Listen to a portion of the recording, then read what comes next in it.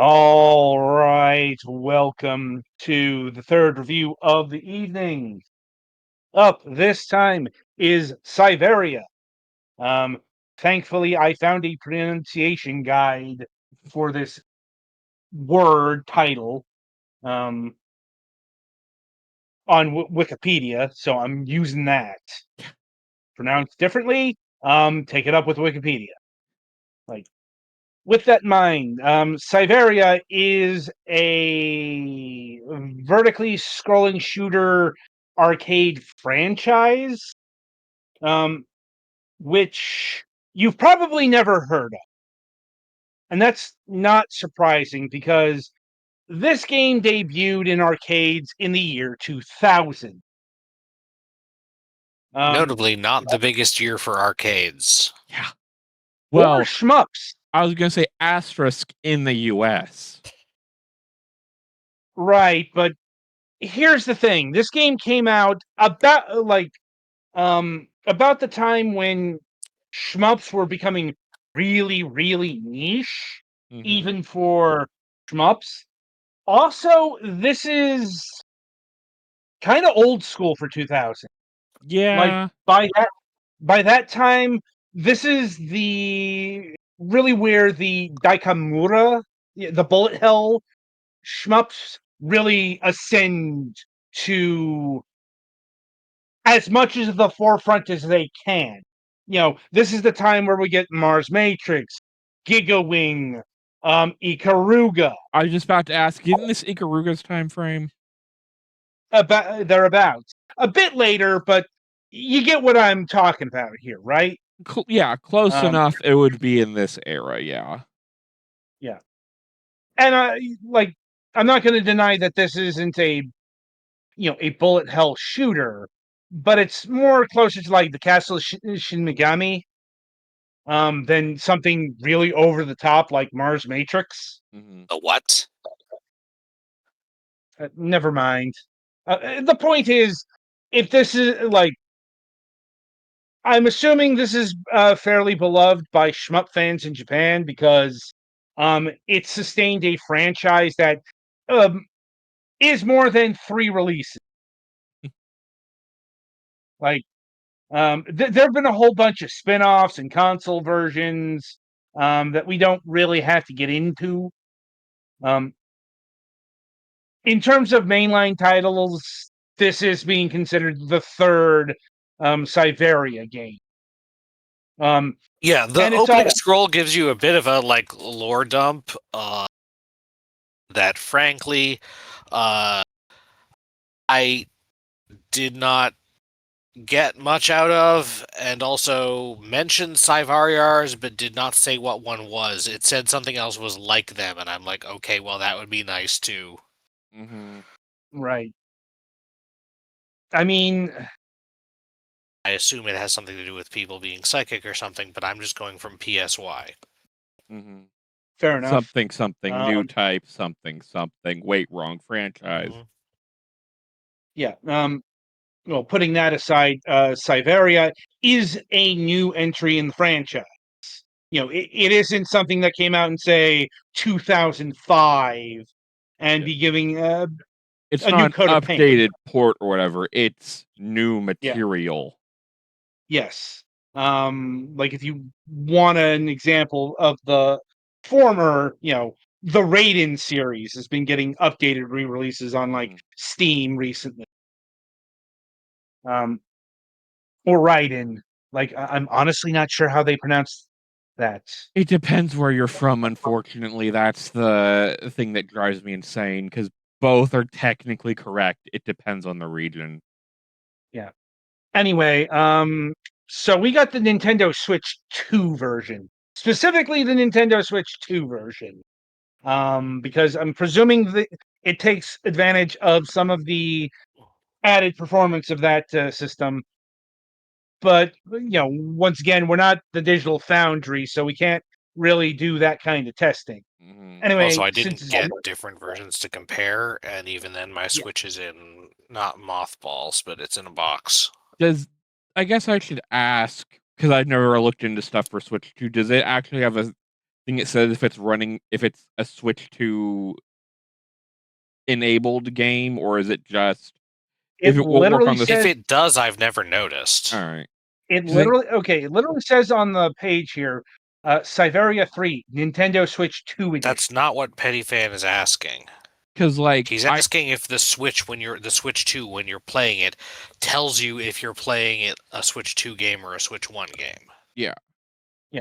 And if it does, I have not noticed it. Anyway, okay, I have found the Nintendo Switch 2 feature.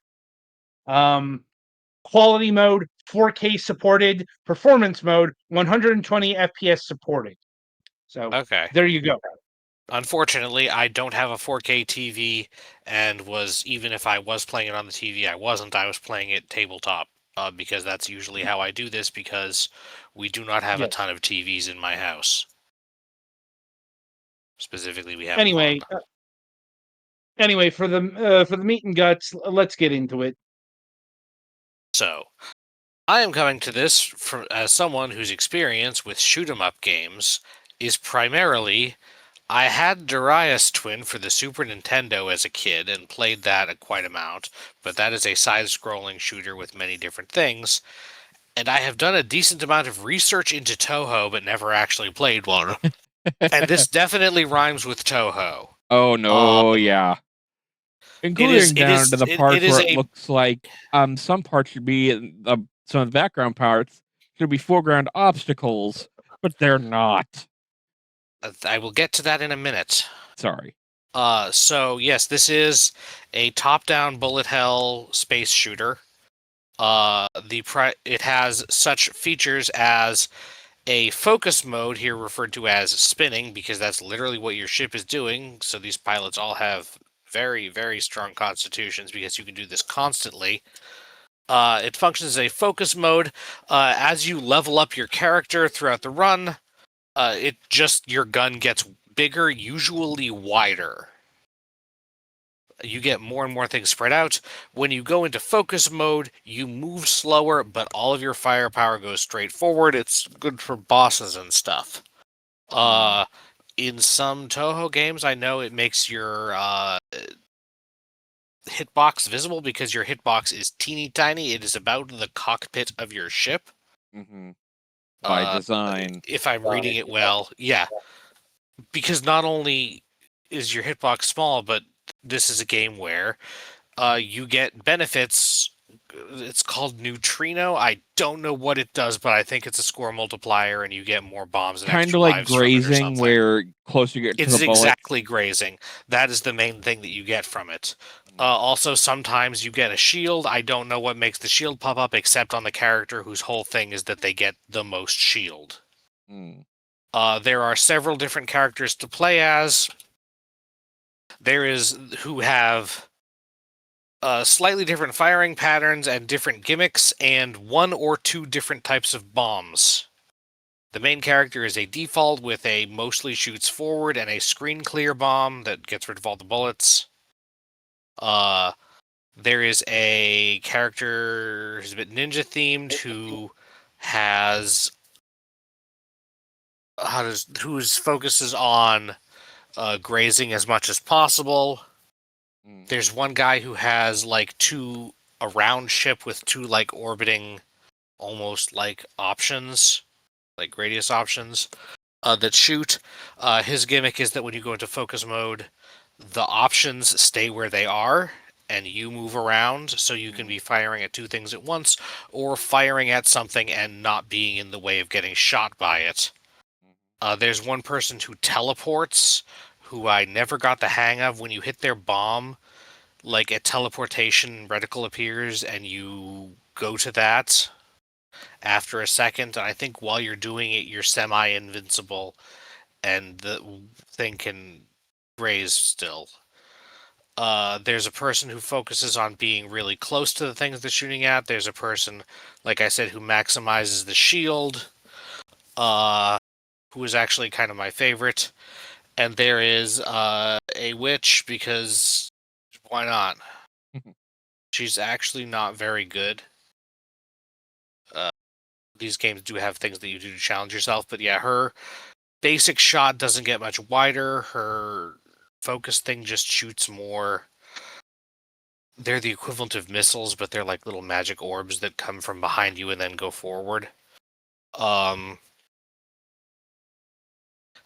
her special attacks are like a lightning attack and a dragon. The way that having two different bombs work for the characters that have that is that you tap the bomb button, you get the short bomb, and if you hold it, you get the long bomb, which is usually a stronger effect, but also not necessarily the same kind. Like the teleporter's their fast bomb, and their long bomb is like an actual bomb. The shield guy's bomb is just turning another shield on. It's a shield refresh. The shield, like, it appears and then shrinks down until it's gone over the course of like a couple seconds tops. The first stage is just always the same, and then after that, when you proceed to it doesn't even have like a named boss. All of the other ones get Darius style giant enemy such and such is approaching. That tells you the name of the boss. After the first stage, you, depending on your performance, you get to select easy mode or harder modes. You can always select easy, I think, but you have to do well to select the harder mode. So the hardest thing, as someone who is not familiar with Danmaku stuff, as a player, the easiest thing I ever got was like the second easiest mode. And I never even tried to use it because I was trying to actually get through it. You do also start with quite a few, like 3 lives per continue, and you start out with several continues. But there are online leaderboards if you care about that kind of thing, and only your first continue credits, life, or worth of score goes on the leaderboard, apparently. There's a thing at the bottom that says that. I guess it does help to deal with, possible cheating at least. Now, some of the option features of this game, which are quite nice, I think, mostly. First off, it has an option screen where you can rotate the display by increments of 90 degrees, you can widen it, and you can stretch it vertically. This allows you to kind of make a bootleg Tate mode. I don't have an actual stand, but I put the kickstand out straight forward and turn it on its side, and that lets you play with a much larger screen because this is a vertically oriented game, and all that is on the sides of the screen, if you have it set up the other way, is just a couple of selectable diorama images, so that's boring. There are several gameplay / convenience options as well. There is a thing that you can make your hitbox visible as some pixels or as the full hitbox. There is a setting to make it so that to decide whether or not the game pauses and flashes red for, like, not like bright flash, but turns red for a second when you lose a ship. Which may be disruptive, but may help you, like, notice that what happened. You can turn on a ring around you that lets you know how your neutrino, which is the gauge that you fill by grazing and other things depending on character. There is a bar that shows the timer of your shield. There is a thing that shows the radius in which bullets have to fall in order to count as a graze, which the game calls buzz. There are 4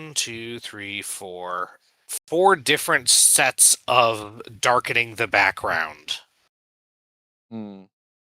So if you have trouble thinking that stuff in the background is in the foreground, you can darken it until it doesn't look like that anymore. That's at least helpful. Yeah. You can change the size of the outlines of bullets. You can change the outline color of the bullets between dark, light, and black. Has a few different languages. mostly the standard European ones, plus Korean, 2 different Chineses, and Japanese. And you can turn on and off vibration. Yeah, the screen rotation is actually really convenient if you're playing this in tabletop mode because, I mean, frankly, if you're playing this TV in 4K, you're using like half the screen. And I mean, like, there are ways to make What is TV. is 4K the vertical resolution or whatever, or is Uh, it the horizontal?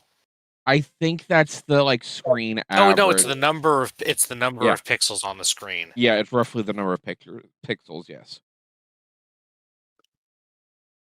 I forget what the exact 4K like resolution is, but Standard most common dimension is live research, everybody. a horizontal display resolution of approximately 4,000 pixels. Oh, it is the horizontal resolution. Okay, so yeah, it's 4,000. The screen is 4,000 wide. You're playing in effectively a particularly tall 1080 wide, Yes, like that. approximately. And like, if you're playing on a monitor, it's a lot easier to switch those into Tate. Like my secondary screen, the stand, I can pull up and put it into a Tate mode. Yeah, I was thinking of TVs, which are usually Yeah. not designed for that. Your which is regular what your living Switch room. is. Which is what your Switch 2 is probably going to be hooked up with when you're not using it. Yeah, your regular TV that involves a precarious spin, and your TV itself is not going to be very happy about that. But yeah, no. Being able to switch it to Tate mode makes tabletop Switch 2 play significantly more doable because the things on the screen are not big. And yeah, So making especially the screen playing. bigger is Yeah, well, making the play track bigger in that case. plus also just it is a tall narrow game. You are Yeah. literally wasting. It wants to be in On Tate mode. On Switch 2, you're wasting about 2/3 of the screen if you're playing horizontally. Right. So yeah, that is about what it does. Frankly, I suck at the game. The highest I've gotten is into like area 6 or something, and that is after many attempts and using one of my like either the default character or shield guy. However, all of the none of the people I tried playing with everybody. None of them like just sucks. None of them's like a joke character. Except maybe the witch. Mm. And even she's not terrible. She's just significantly, and I'm pretty sure it's a cameo from another game.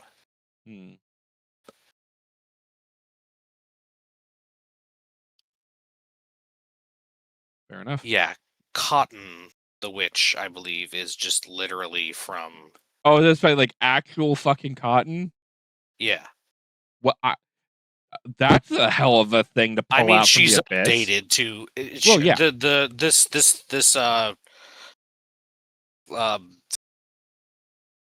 reel you got going is it just shows it off. Yeah. Oh yeah, that's just like fucking Cotton. I haven't seen her. She's like a little older and she's wearing new clothes, but yeah, and her instead of a spaceship, it is a broom that gets 2 little broom-shaped bits. I mean, interesting pull for nostalgia because, when was the last time Cotton showed up in anything? Yeah, apparently she's been in what's Rondo of Swords? Apparently she's been in a few different crossovers. Yeah, I think they rebooted Cotton not too long ago. They did? Anyway. Yeah, she's kind of the joke or weak character, I think, in this. Although, for all I know, she has some broken trick that. Yeah, I was gonna say, for all you know, she could be the best character ever. You just don't know how to play her. Right. I definitely did worse with the characters that are more unique stuff. Like the character who wants to be up in close, I just died super fast. Likewise with the guy who focuses on grazing, but like presumably people get good at that.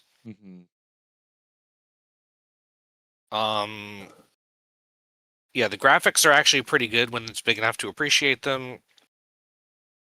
The music is about what you expect for this game. I believe when you are playing as Cotton, it swaps to a different track. And there is a music player in the main menu mode, so... Yeah, that is pretty much... Do you guys have any questions that I haven't covered? Not that I can think of.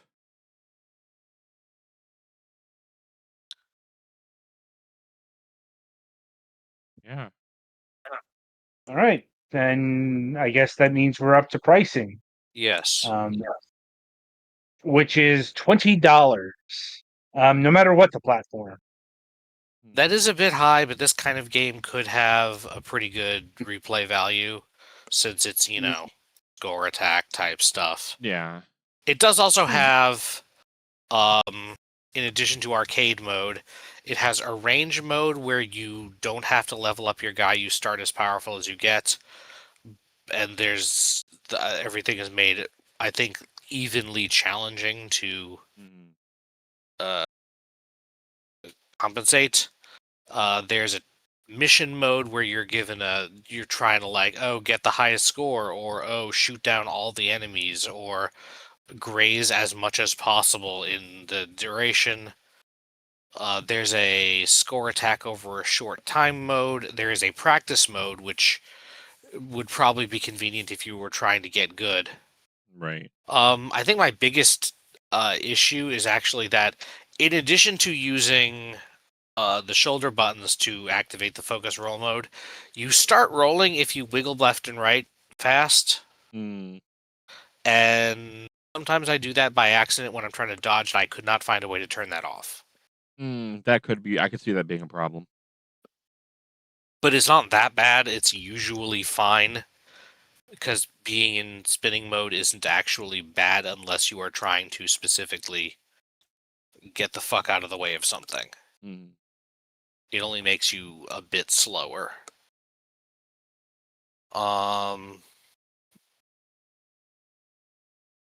So yeah, overall, might try to get it on sale, but I don't think it's like horrifically overpriced, as long as you are reasonably into top-down shooters and or interested in getting good at them.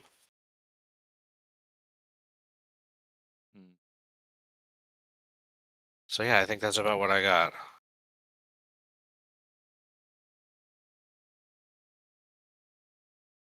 Alrighty then. Adam? I think Adam might have got pulled away. That is possible. Let me go check the list of games.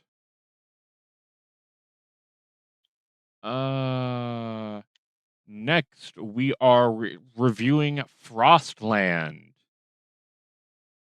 So be there when we get back.